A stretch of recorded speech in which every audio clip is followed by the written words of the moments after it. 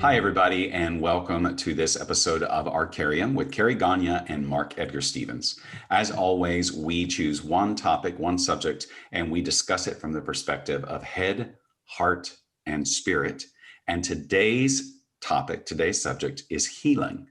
Before we get into our question, we are going to introduce ourselves. Karie, can you let everyone know who you are, please?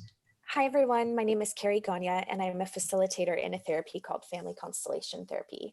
I help people clean up ancestral trauma.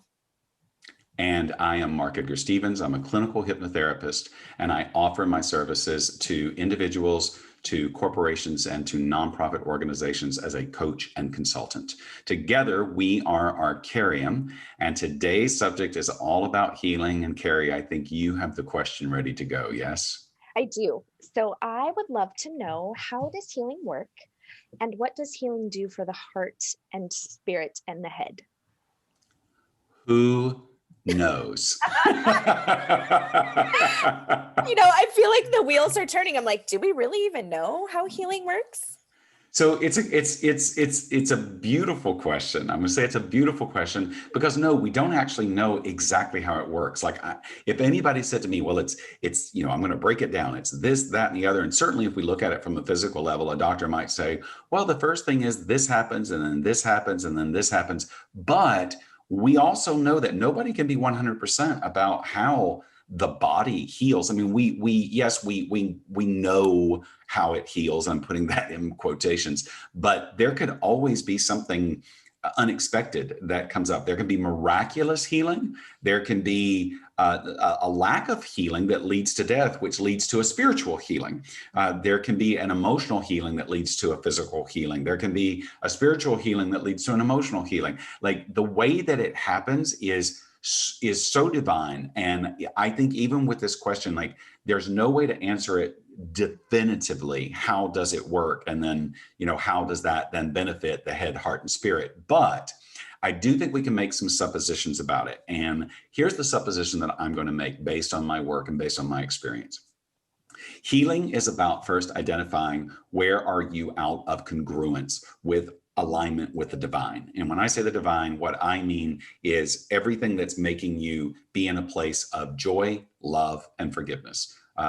Gratitude, love, forgiveness. Those, to me, that is divine alignment. If you are finding yourself in a place where you have forgiven everything about yourself and to others, where you are in perfect unconditional love, where you are in constant gratitude.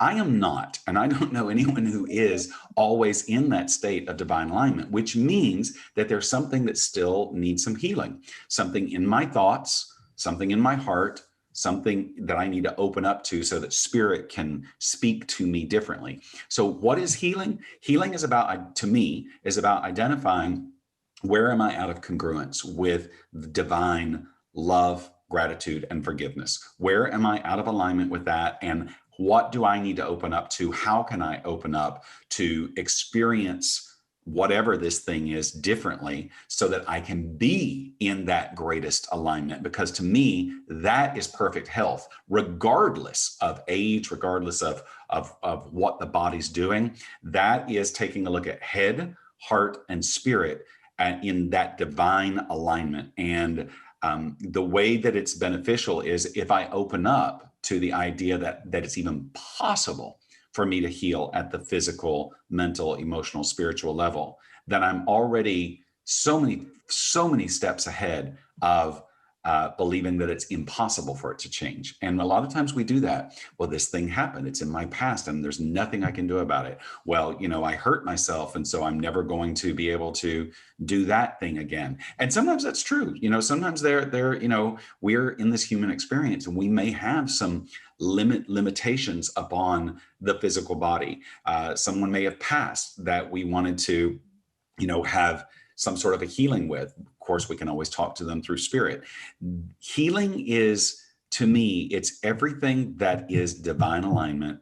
It is identifying everything that is not divine alignment, and it is opening up to the miracle of that healing process physically, mentally, emotionally, and spiritually. And It is something that can take a lifetime, many lifetimes. It can happen miraculously. And that is the part about healing Mm. that is most magically divine. Yeah. Those are my thoughts on it.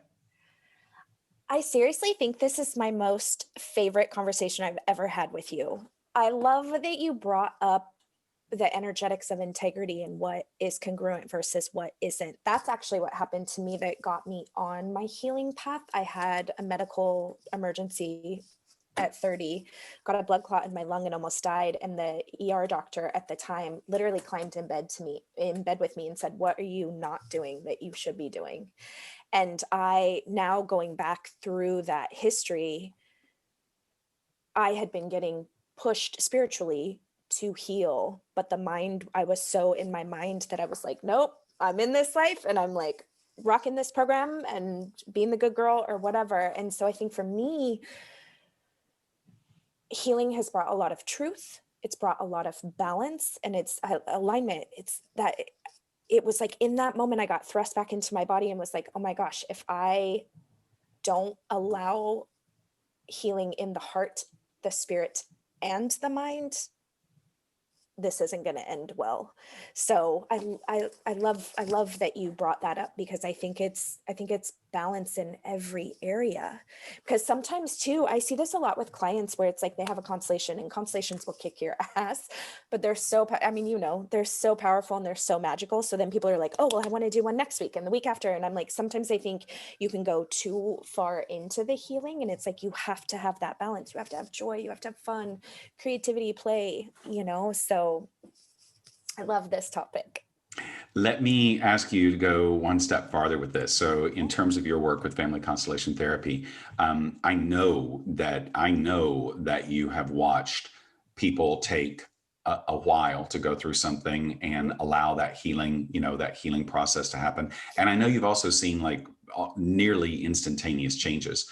One of the things I remember hearing about healing or about trauma is if you've got if you hurt yourself and you've got a little scab where you hurt yourself, you don't want to keep picking at the scab because it's it's healing, and eventually the scab's going to fall off and you're going to be healed and the skin's going to be smooth and you're going to go, okay, I'm healed. You don't want to pick at it too soon. You don't want to keep opening it back up again. You want to allow the process to be what it's going to be. But like I said, sometimes it is instantaneous and sometimes it takes a while.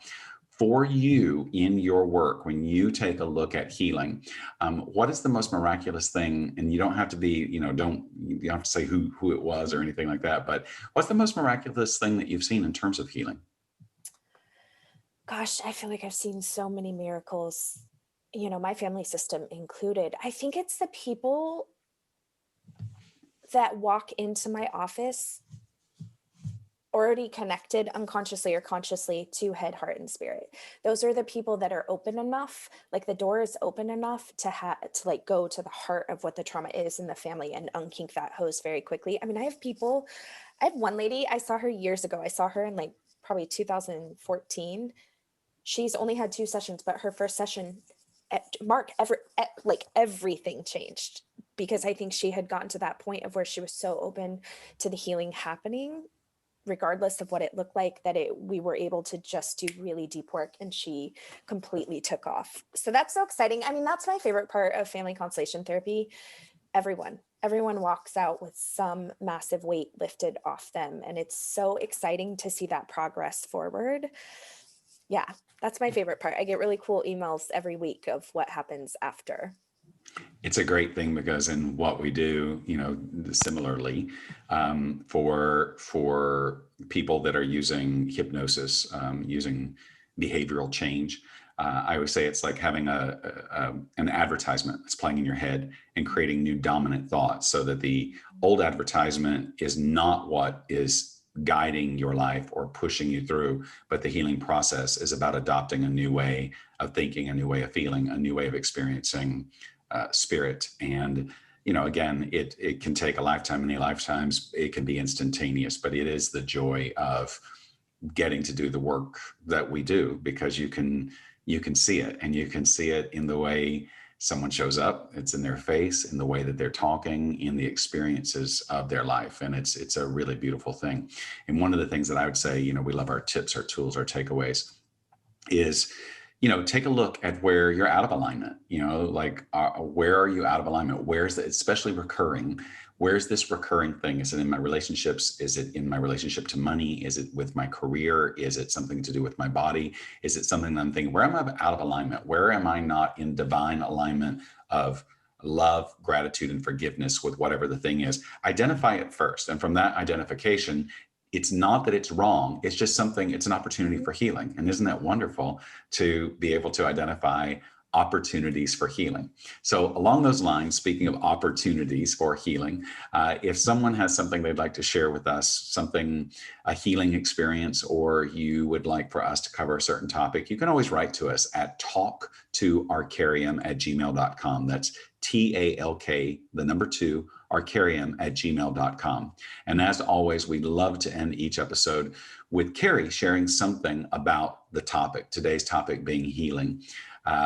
Share with us, Karie, something beautiful and very Karie. Piggybacking on your tool of checking divine alignment, I would encourage people to look, at your life situationally this week and see where you're saying yes when you really want to say no.